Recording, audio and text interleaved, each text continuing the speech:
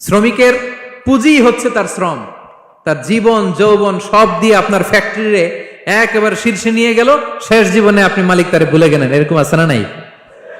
No, তার জন্য social সিকিউরিটির ব্যবস্থা করতে হবে। অনেক শ্রমিক ভাইরা আছে সারা জীবন ফ্যাক্টরির জন্য কাজ করে শেষ বয়সে দুরারোগ্য ব্যাধিতে আক্রান্ত, তাদের খোঁজ খবর কেউ নেয় না। এটা গভর্নমেন্টের দায়িত্ব। গভর্নমেন্ট ফান্ড থেকে, কোম্পানির ফান্ড থেকে, অথবা কোনো যাকাত ফান্ড থেকে, অথবা কোনো এন্ডাওমেন্ট ফান্ড থেকে, অর্থাৎ ওয়াকাফের ফান্ড থেকে তাদের সোশ্যাল সিকিউরিটির ব্যবস্থা করতে হবে। সামাজিক নিরাপত্তা দরকার আছে না নাই বলেন? এটা আপনাদের অধিকার। তো শ্রমিককে ইসলাম শুধু অধিকারই দিছে, মালিকের কোনো অধিকার নাই নাকি? এবার মালিকরা খেপে উঠছে। এতক্ষণ মালিকরা চুপচাপ, আমি দেখতেছি তো, এতক্ষণ যা যা বলতেছি মালিকরা চুপচাপ শুনতেছে। যখনই বলছি মালিকের অধিকার আছে না নাই, মালিকরা কয় আছে। হ্যাঁ, ইসলাম চেক এন্ড ব্যালেন্স করেছে।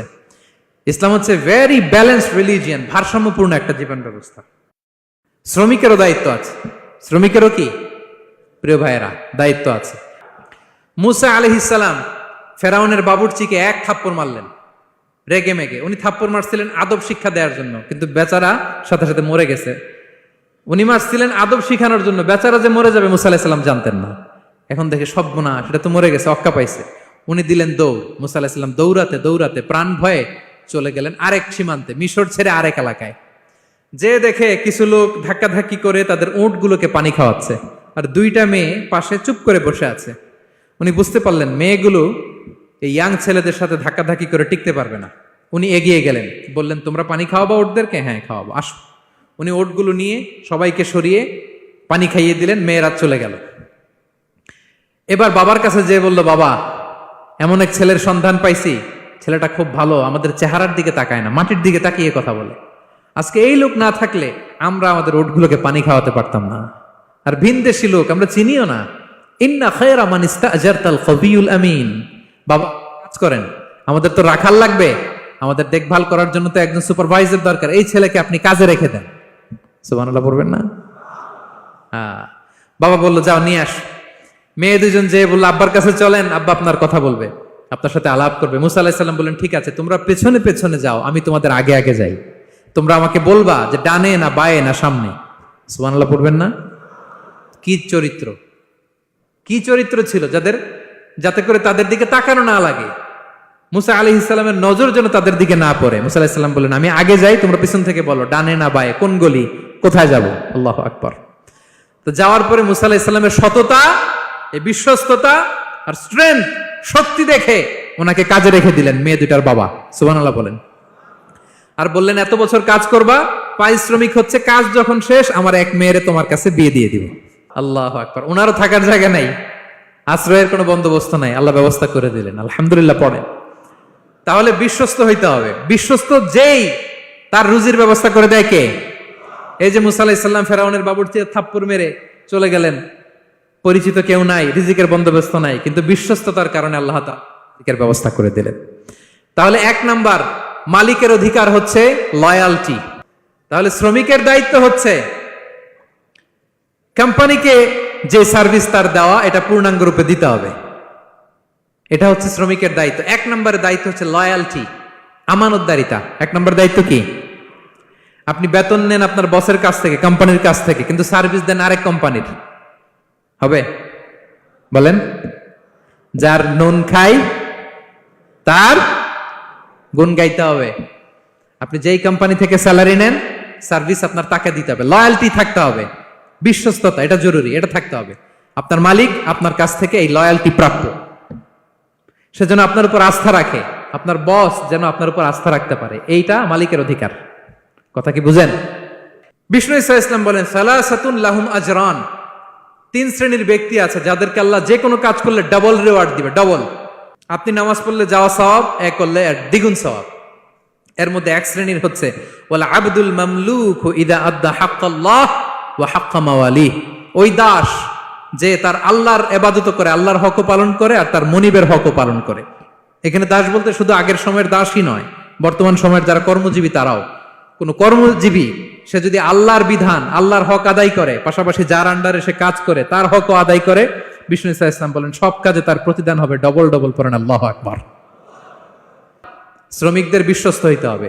আপনার পক্ষ থেকে বিশ্বস্ততা, এটা মালিকের প্রাপ্য। কথা বুঝতে পেরেছেন প্রিয় ভাইয়েরা আমার?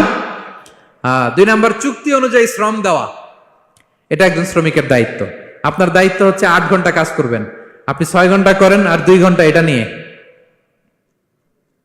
ইউটিউব, টিকটক, আচ্ছা হ্যাঁ, এটা করা যাবে? 8 ঘন্টার যদি চুক্তি হয় আর আপনি যদি প্রতিদিন 6 ঘন্টা কাজ করেন, আপনি যে পারিশ্রমিক পাবেন এটা হালাল হবে? বলেন বলেন, আওয়াজ করে সবাই বলুন না, হালাল হবে না। আপনার চুক্তি অনুযায়ী আপনাকে শ্রম দিতে হবে, এবং এই চুক্তি অনুযায়ী শ্রম পাওয়াটা একজন মালিকের অধিকার। একজন মালিকের 3 নম্বর অধিকার হচ্ছে to work in a best manner possible. আপনার সাধ্যের সবটুকু উজাড় করে দিয়ে কোম্পানির জন্য কাজ করতে হবে। কোন কাজ করলে সর্বোচ্চ ওয়েতে করতে হবে, সবচেয়ে বেস্ট ম্যানারে করতে হবে। অনেকে আছে ধরি তো ধরি না, করি তো করি না, এরকম আছে না? নাই না, ইসলাম এটা বলে না। বিষ্ণু ইসলাম বলেন, ইন্নাল্লাহা ইউহিব্বু ইযা আমিলা আহাদুকুম আমালান আইয়ুতকিনা। আল্লাহ তাআলা ওই কর্মচারীকে পছন্দ করে, আল্লাহ সুবহানাহু ওয়া তাআলা ওই কর্মচারীকে পছন্দ করে, ওই লোককে পছন্দ করে যে ব্যক্তি যখন কোনো কাজ করে ওটা মজবুত ভাবে করে, চমৎকার ভাবে করে, দ্য বেস্ট ওয়ে পসিবল, সুন্দরভাবে করে। এরকম কাজ করা যাবে তো? বলেন বলেন, যাবে? এবং যে শ্রমিক, যে কর্মজীবী ভাইরা এইভাবে কাজ করে তারা মালিকের নজরে পড়ে যায় খুব তাড়াতাড়ি, ঠিক কিনা বলেন? তাদের বেতন বেড়ে যায় তাড়াতাড়ি, তাদের অবস্থা তাড়াতাড়ি ভালো হয়। 4 নম্বর অধিকার হচ্ছে আপনি আন্তরিকতার সাথে কাজ করবেন, আপনার মালিকের কোম্পানিকে নিজের কোম্পানি মনে করবেন। পারা যাবে? শ্রমিক ভাইয়েরা আমার, আমার কলিজার টুকরা শ্রমজীবী ভাইয়েরা, মালিকের কোম্পানিকে নিজের কোম্পানি মনে করা যাবে? অনেকে দেখবেন যে নিজের গাড়িটা খুব সেফলি ড্রাইভ করে, কিন্তু বসের গাড়ি নিয়ে যখন ড্রাইভ করে তখন আর এই এক্সট্রা কেয়ার নাই, এরকম আছে না? নাই। নিজের জিনিস খুব দেখে শুনে রাখে, কিন্তু কোম্পানির জিনিস যখন ইউজ করে ওইখানে সেই দেখভাল তারা নাই, এরকম আছে না? নাই। এরকম করবেন আপনারা না।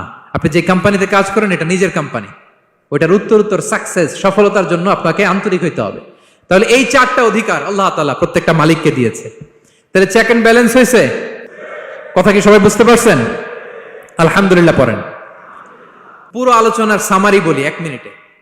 1 number lesson, take away message সাথে করে নিয়ে যাবেন, যেটা শুরুতে বলেছিলাম। 1 নাম্বার কথা হচ্ছে সফলতার জন্য পরিশ্রমের কোনো বিকল্প নেই। হাড় ভাঙা পরিশ্রম করতে হবে আমাদের ক্যারিয়ারের জন্য, আমাদের ব্যবসার জন্য, আমার চাকরির জন্য আমাদের হাড় ভাঙা পরিশ্রম করতে হবে। কারণ শ্রমে কোনো লজ্জা নেই, পরিশ্রমে কোনো লজ্জা নেই, ঠিক কিনা বলেন? লজ্জা কিসে? অলসতায়। আমরা অলস হব না, অকর্মণ্য হব না, হাত পাতবো না, আমরা পরিশ্রম করে খাবো। 2 নাম্বার কথা, নবীগণ এবং সাহাবাগণ অত্যন্ত পরিশ্রমী ছিলেন, কর্মঠ ছিলেন, তারা আমাদের আইকন, আমরাও পরিশ্রমী হব। ইসলাম শ্রমিকের ব্যাপারে, শ্রমিকের অধিকারের ব্যাপারে এত জোরালো বক্তব্য দিয়েছে, পৃথিবীর কোন ধর্ম এভাবে দেয় নাই, ঠিক কিনা? আমরা যারা মালিক আছি আমরা যেন আমাদের অধীনস্থ শ্রমজীবীদের প্রতি সদয় হই, তাদের অধিকার আদায়ের জন্য আমরা সচেষ্ট হই। আর আমরা যারা শ্রমিক আছি, কর্মজীবী আছি, আমরা আমাদের মালিকের কোম্পানিকে যেন নিজের কোম্পানি মনে করি, আন্তরিকতার সাথে, লয়ালটির সাথে যেন আমরা কাজ করি। আল্লাহ তাআলা আমাদের কাজে, কর্মে, পরিশ্রমে, ক্যারিয়ারে, চাকরিতে, ব্যবসায় ভরপুর বারাকা দান করুক। আওয়াজ করে পড়ুন আমিন। হাযা মা ইনদি ওয়াল ইলমু ইনদাল্লাহ আলাইহি তাওয়াক্কালতু ওয়া ইলাইহি উনীব। ওয়াসসালামু আলাইকুম ওয়া রাহমাতুল্লাহি তাআলা ওয়া বারাকাতুহু।